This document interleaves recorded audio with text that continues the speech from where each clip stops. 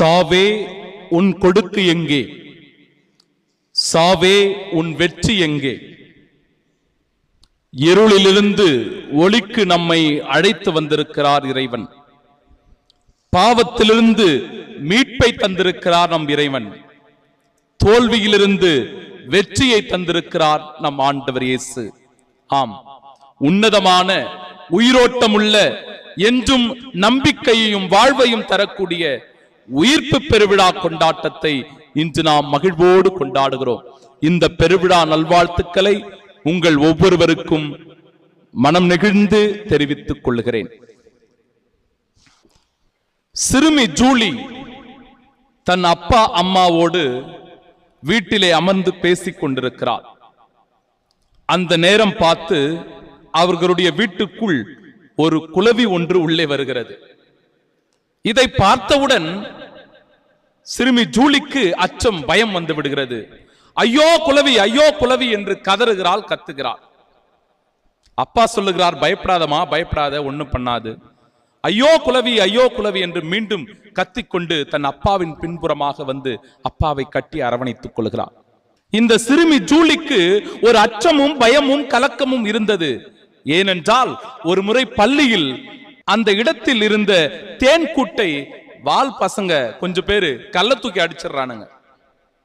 கலைந்து போன அந்த தேன் கூட்டிலிருந்து ஒரு தேன் குளவி ஒன்று வந்து ஜூலியை கொட்டி இருந்தது. அதனால் அவளும் காய்ச்சலாய் 2-3 நாட்கள் படுத்து கிடந்திருக்கிறாள். அந்த அச்சமும் கலக்கமும் எப்பொழுதெல்லாம் குளவியை பார்க்கிறாளோ அப்பொழுதெல்லாம் இவளுக்கு வந்து விடுகிறது. எனவேதான் இந்த அச்சம். அப்பா அந்த குளவியை விரட்டி விடுகிறார். சரி என்று மீண்டும் அவர்கள் அமர்ந்து பேசிக் கொண்டிருக்கிறார்கள். மீண்டும் அந்த குளவி உள்ளே வருகிறது. மீண்டும் கதறுகிறாள், கத்துகிறாள் சிறுமி. தன் அப்பாவின் பின்புறமாக செல்கிறார். அப்பாவிற்கு இப்பொழுது எதையாவது செய்ய வேண்டும் என்கிற கட்டாயம். எனவே அப்பா அந்த குளவியை கையிலே அடிக்கிறார். கையிலே அடிக்கும் போது அது கைக்குள் அகப்பட்டு விடுகிறது. அகப்பட்ட அந்த குளவியை வெளியே கொண்டு போய் அப்படியே தூக்கி வீசிவிட்டு வருகிறார். உள்ளே வந்தவர் தன்னுடைய பிள்ளையினுடைய கதறலை பார்த்தவுடன் அப்பா சொல்லுகிறார், இனிமேல் நீ கவலைப்பட வேண்டியதில்லை, இனிமேல் நீ அச்சப்பட வேண்டியதில்லை, பயப்பட வேண்டியதில்லை. ஏனப்பா, மீண்டும் அந்த குளவி வராதா என்று கேட்கும் போது, வந்தாலும் இனிமேல் உன்னை எதுவும் அது செய்யாது, எத்தீங்கும் உமக்கு அது கொடுக்காது. காரணம், அந்த குளவியை என் கையில் நான் பிடித்த போது அதனுடைய கொடுக்கு என் கைக்குள் மாட்டிக்கொண்டது. இனிமேல் கொடுக்கு இல்லாத அந்த குளவியால் உன்னை ஒன்றும் செய்துவிட முடியாது. சாவே உன் கொடுக்கு எங்கே? சாவே உன் வெற்றி எங்கே? ஆம் என் அன்பிற்குரியவர்களே, ஆதாம் ஏவாள் செய்த பாவத்தினால் இந்த மண்ணுலகத்தில் பாவம் வந்தது. அதனால் சாபம் வந்தது. இதோ ஆண்டவர் இயேசு கிறிஸ்துவினுடைய பிறப்பினால், அவருடைய வாழ்வினால், அவருடைய இரத்தத்தினால், மரணத்தினால் நமக்கு வெற்றி, உயிர்ப்பு உண்டானது. இருளிலிருந்து ஒளிக்கான அழைப்பாய் இந்த உயிர்ப்பு கொண்டாட்டம் அமைந்திருக்கிறது. பாவத்திலிருந்து மீட்பிற்கான அழைப்பாக அமைந்திருக்கிறது. சாவிலிருந்து வெற்றி வாழ்விற்கு இது நமக்கு வழிவகுக்கிறது. இறப்பிலிருந்து உயிர்ப்பு என்கிற கொண்டாட்டத்தை நமக்குள் ஏற்படுத்துகிறது. தோல்வியிலிருந்து வெற்றிக்கும், துன்பத்திலிருந்து இன்பத்திற்கும், துக்கத்திலிருந்து சந்தோஷத்திற்கும் வழிவகுக்கிறது இந்த உயிர்ப்பு கொண்டாட்டம். இந்த உயிர்ப்பு பெருவிழா இருக்கிற விழாக்களிலேயே மிக பெரும் விழாவாக அமைந்திருக்கிறது. இந்த விழாவினைத்தான் நாம் 50 நாட்கள் கொண்டாடுகிறோம். மிக பெரும் உற்சாகமான கத்தோலிக்க கிறிஸ்தவர்களுடைய உயிர்ப்பு இந்த கொண்டாட்டம் தங்களுடைய வாழ்வில் மிக பெரும் ஒரு சாட்சியான வாழ்வுக்காக நம்மை அழைப்பு கொடுக்கிறது இந்த உயிர்ப்பு கொண்டாட்டம். ஆம் என் அன்பிற்குரியவர்களே, கிறிஸ்தவர்கள் இறப்பவர்கள் அல்ல, இறந்தோரின் கடவுளை அவர்கள் வழிபடுவதல்ல, மாறாக வாழ்வோரின் கடவுள். ஆண்டவர் இஸ்ராயலினுடைய கடவுள், ஆபிரகாமின் கடவுள், ஈசாக்கின் கடவுள், யாக்கோப்பின் கடவுள் என வாழ்வோரின் கடவுளாய் அவர் இருக்கிறார்.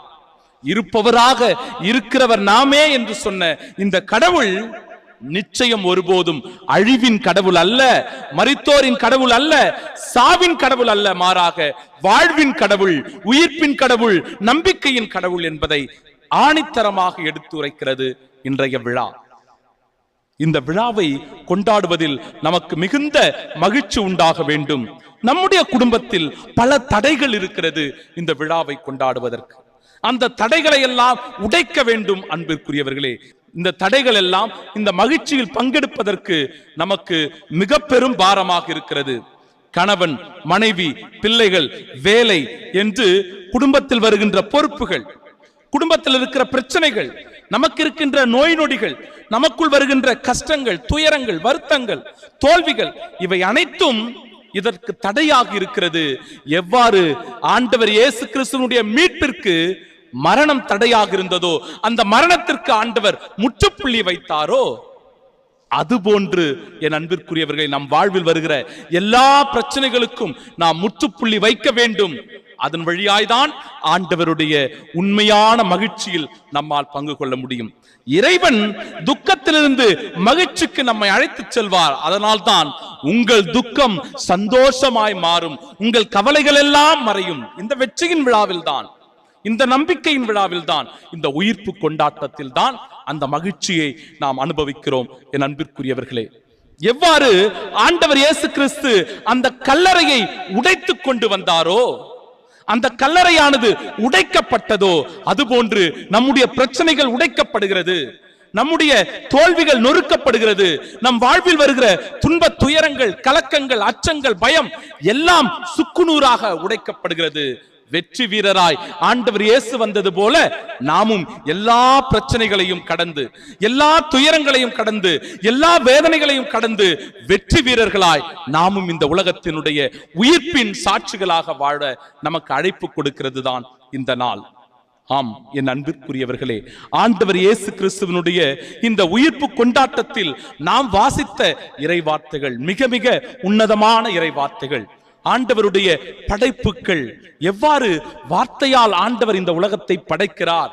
மண்ணுலகையும் விண்ணுலகையும் கடல்வாழ் உயிரினங்களையும் மலை, மரம், செடி, கொடி என எல்லாவற்றையும் கடவுள் படைக்கிறார். படைப்பின் உச்சமாய் ஆணையும் பெண்ணையும் படைக்கிறார். ஆம், நம் ஒவ்வொருவரையும் படைத்தவர் கடவுள். படைத்த அந்த கடவுள் நிச்சயமாக சாவின் விளிம்புக்கு, மரணத்தின் பிடியில் நம்மை ஒருபோதும் விட்டுவிட மாட்டார் என்பதையே எடுத்து கூறுகிறது முதல் வாசகம். இரண்டாம் வாசகம் எகிப்தில் அடிமைகளாக கிடந்த மக்களுடைய வாழ்வினை எடுத்து கூறுவதாய் அமைந்திருக்கிறது. பல நூறு ஆண்டுகள் அடிமைகளாக இருந்தார்கள் இஸ்ராயல் மக்கள். அந்த இஸ்ராயல் மக்களினுடைய அழுகுரலை கடவுள் கேட்கிறார். அவர்களுடைய வேதனையை கடவுள் பார்க்கிறார். அவர்கள் கூக்குரல் எழுப்பி, என் ஆண்டவரே என்னை காப்பாற்றவாரும், எங்களுக்கு விடுதலையை தாரும், எங்களுக்கு வெற்றியை தாரும் என்று அவர்கள் ஆர்ப்பரித்து கடவுளை நோக்கி கதறி அழுகிற போது அவர்களின் கூக்குரலை கேட்ட ஆண்டவர் அவர்களை அந்த அடிமைத்தனத்திலிருந்து, அந்த கொடுமையான சித்திரவதைகளில் இருந்து அவர்களை அற்புதமாய், அழகாய் வழிநடத்தி கொண்டு வருகிறார்.